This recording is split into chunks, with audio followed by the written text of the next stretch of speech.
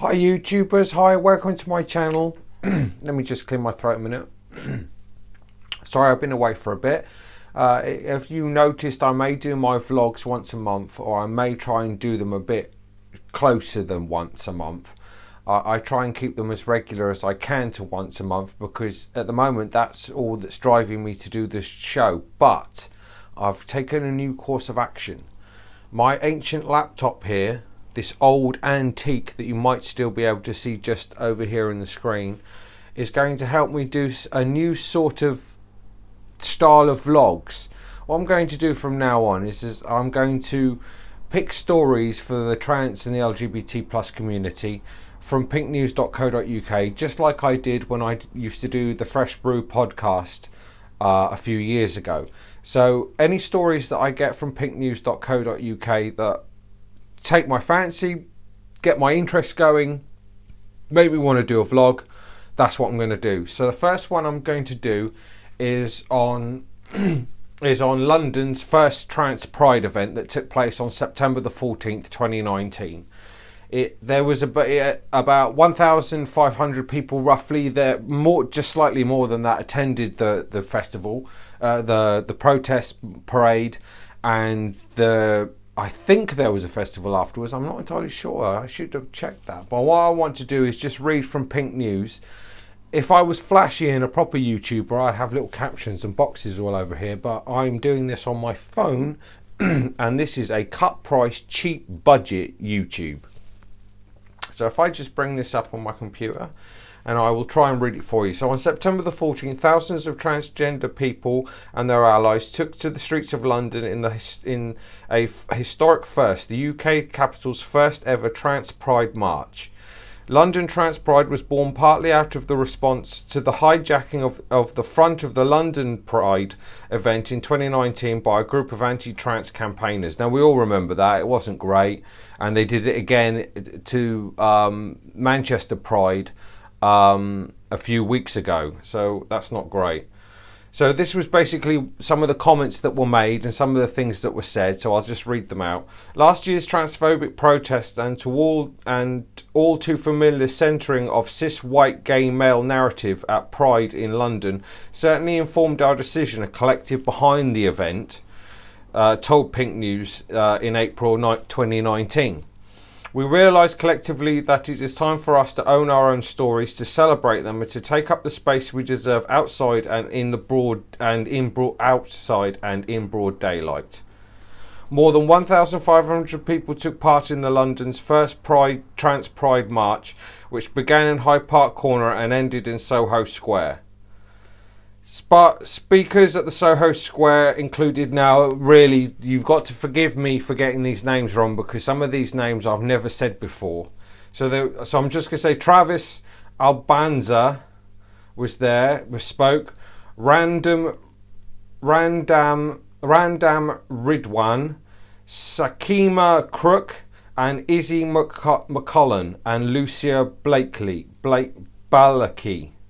I do apologise, I've got those names wrong. I'm not very great with names. You can blame it on my dyslexia. Before the march, organisers told the Evening Standard the event was more than just a celebration of trans people's lives.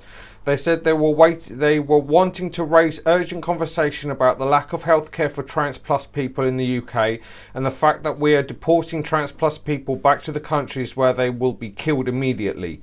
Needs for social housing, LGBTQIA plus education, better media representation.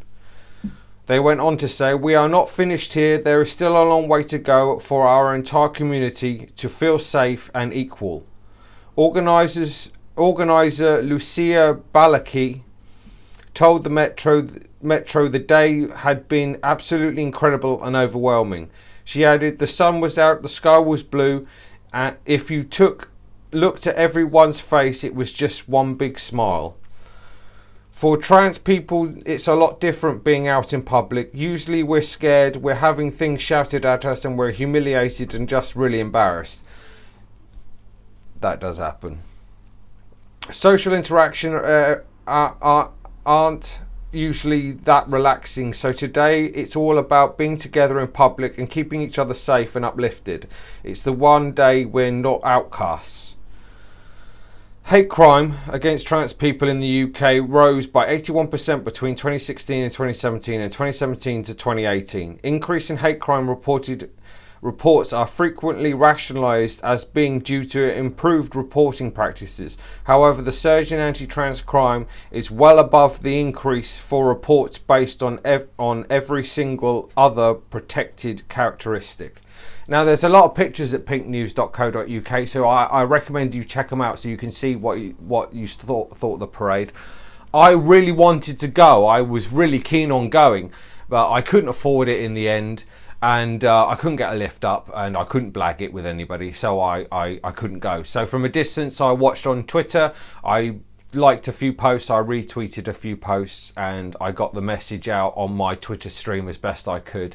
Didn't see much on Instagram though, not even from Drew Ashley though, who was over there as well. She didn't post that much, just a couple of pictures. It would have been nice to see a different perspective, although she did put some footage of the march in there, which was interesting to see what was being shouted, what the vibe felt like, and all the rest of it. It's a space for us. There aren't many trans prides in the world. The first one, I think, was in Brighton, and now we have this one in London, and I believe there's the Sparkles event in Manchester, and I think there is one in Scotland, although I can't quite remember. So we're beginning to make a big impression, but the media is still against us. There is still homophobic, transphobic stuff out there in the media against us. We're still fighting an uphill battle, but we're getting there eventually. And remember, trans rights are human rights. If trans people, trans plus people and non-binary people can have human rights, everybody can have human rights. So I hope you enjoyed this little short vlog. I just wanted to touch base with you and show you that I've been engaged with the trans pride in London. I am hoping to go next year. I am going to do my best to get up there next year. I hope you enjoyed this vlog. Please share, like and subscribe. And if this works, I will see you on the next one. Goodbye, YouTubers. Bye.